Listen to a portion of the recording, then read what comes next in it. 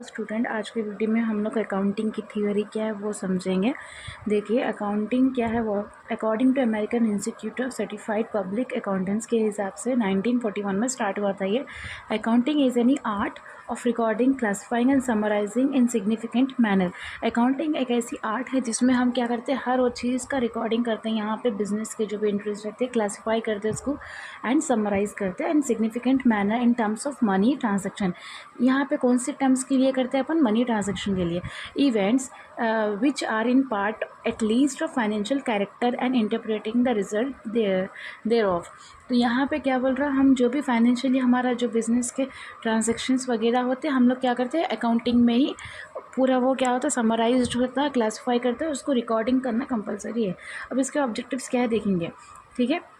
To maintain systematic and accurate record of financial transaction. हमको यहाँ पे क्या करना है, इसका पहला ऑब्जेक्टिव क्या है, मेंटेन करना है एक सिस्टम से और एक्यूरेट पूरा करेक्ट रहना रहता, कोई मिस्टेक्स वगैरह नहीं ना हो। तो एक रिकॉर्ड हम मेंटेन करते हैं किसका, फाइनेंशियली ट्रांजेक्शन, जो पैसों का ट्रांजेक्शन्स होता, ठीक है, परचेज करे सेल्स करे लाइक दिस।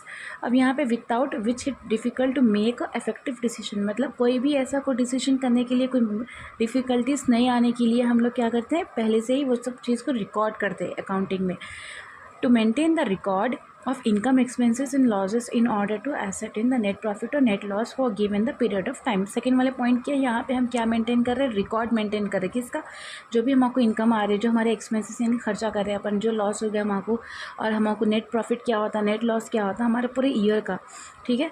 नेक्स्ट पॉइंट क्या है, टू इवैल्यूएट द प्रॉफिटेबिलिटी और फाइनेंशियल पोजीशन ऑफ बिजनेस। हमारी बिजनेस की जो पोजीशन है फाइनेंशियली, उसको उसमें कितना प्रॉफिट हो रहा है और उसमें कितना लॉस होता है, वो चीज़ को इवैल्यूएट करना भी कंपलसरी रहता है इसके अंदर।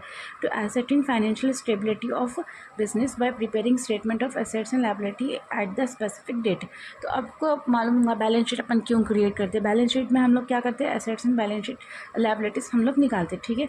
तो उसमें हमको क्या होता है, हमारी कंपनी का पूरे ईयर का, ओके, ईयर का उसमें क्या रहता है, प्रिपेयरिंग स्टेटमेंट बनाते हैं हम, जिससे हमको ये चीज़ मालूम होती है कि स्टेबिलिटी है या नहीं हमारे फाइनेंशियल अकाउंट में।